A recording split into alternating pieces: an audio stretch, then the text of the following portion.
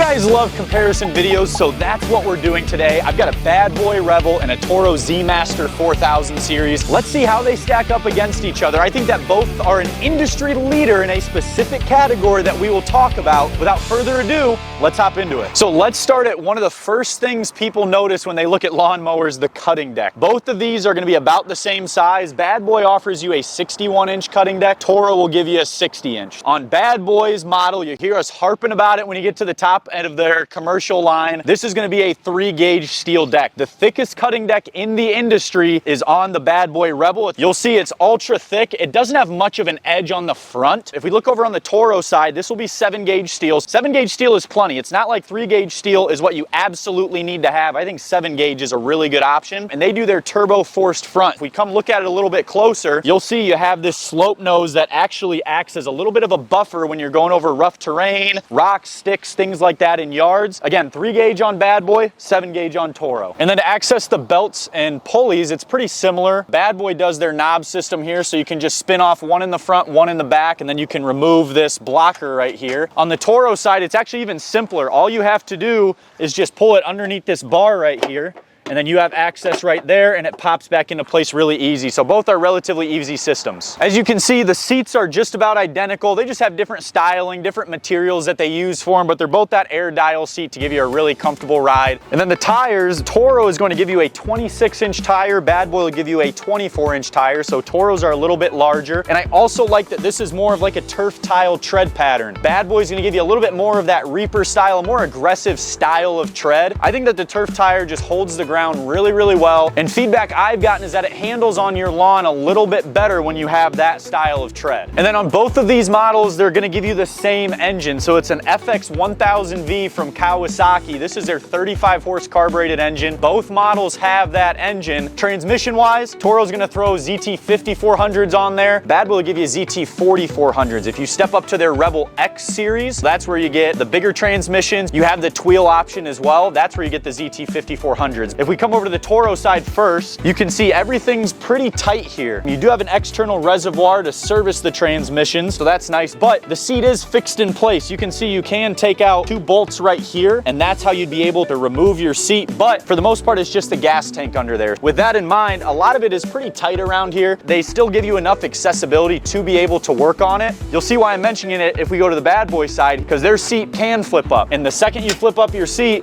you can see there is just tons and tons of accessibility in there. You have very easy access to the deck belts, to the pulleys, to the spindles. You have easy access to your battery. They give you 2 ports right here for your transmission fluid. The one on the left, one on the right that goes to each individual transmission. I just think Bad Boy's a lot more accessible. It's way easier to work on, I think, than a lot of other brands because of how open it is. The other thing Bad Boy will do is they'll give you 2 gas tanks. You'll get one on your right side, one on your left side. You get 12 gallons total. Now, it's not the style where it pulls from one and then you have the switch that can pull from the other. It's supposed to be self-leveling, so your gas tank should drain gas at the same level to kind of even out for the most part. Toro will give you 1 gas tank on the side here, and that's 10 gallons. So Bad Boy gives you a little bit larger of a gas tank on the Rebel side. So for the deck dial adjustment, all I have to do is release the lever right here, and I can twist it here, but if you notice when I let go, like I'm going down to 2 inches, nothing changes. They've got their deck lock right here. So once I get it to the height I want, again, 2 inches, I'll release the lock. It lowers to the height I want it at. And then just to get it locked in place again,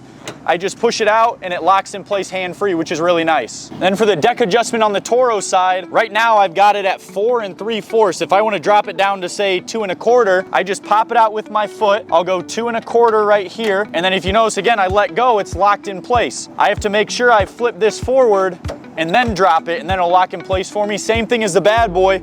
Hands-free, it'll lock in place in the transport position as well. I think Toro's is a little easier. A big benefit that they have that I think is a little tough on Bad Boy is depending on the customer, you can feel a lot more of the weight of the deck on the Bad Boy side. That is a very heavy foot pedal to use. Toro's is incredibly light, incredibly easy. I think it's a lot easier for a variety of customers to use this system, whereas I think Bad Boy can get a little heavy. So when it comes to frame, both are gonna be an I-beam frame. You can see the I-beam that Toro uses is just a little bit thicker and larger overall than the I-beam frame that Bad Boy uses. Again, both are going to be great. I-beam's really standard in the industry. You'll notice Bad Boy even gives you a front hitch options. They give you that standard. You can get different things like a plow. There's a different platform you can carry things on as well, so that's kind of a nice touch right there. And then the grass chutes, both are going to be rubber. Both flip up very easily.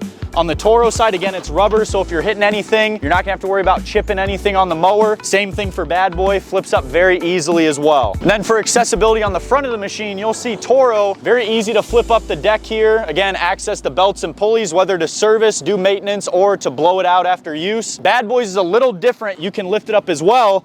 It's gonna hit this pedal right here. So what you have to do to get full access is unscrew this pedal right here, take this off, and then you can lift up completely. So it's kind of a small headache to have to do that over and over, but is it a big deal? No. It's just something that's in the way and you gotta remove to fully access the cutting deck. So now that we know all about these units, I mentioned at the beginning, let's talk about what they are the industry leader in, starting on Toro. Where I believe Toro leads the industry is warranty. So this Z-Master 4000 gives you a 5-year, 1,500 hour warranty with 2-year unlimited hour on it as well. So that's basically a 2-year unlimited hour warranty followed by a 3-year 1,500 hour warranty. I think Toro has the best warranty you can find on the market, specifically in this 4000 series. On the Bad Boy side, they'll give you that 2-year warranty, unlimited hours on it though. So again, that first 2 years, you can use it as much as you want. There's no sort of hour limit, but after that 2-year mark, you are out of warranty coverage. So that is the one downfall on this side here. And then where does Bad Boy lead in the industry? I could have said the thickness of the cutting deck. The 3-gauge steel is leading in the industry, but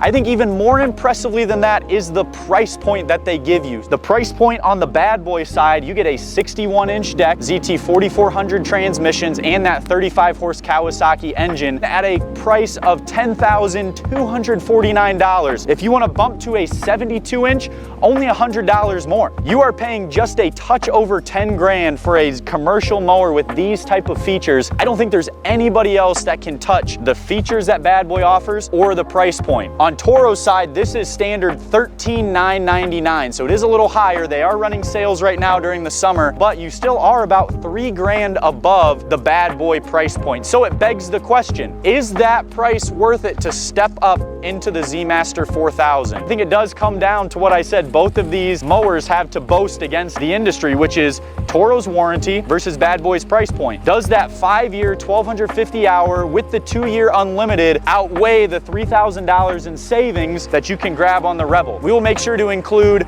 the model numbers in the description with the price points we labeled, so you can go check out these mowers for yourself and let us know in the comments, which one do you think is the better value? And maybe there's a mower that we're not talking about that's the best value for commercial cutters or homeowners with large acreage. Let us know about that in the comments as well. But as always, thank you for watching. We hope you took something from this video. Make sure you like and subscribe. Let us know what sort of videos you want to see. We love kind of reading that feedback and seeing what sort of ideas the community can give us. But as always, we'll see you on the next one.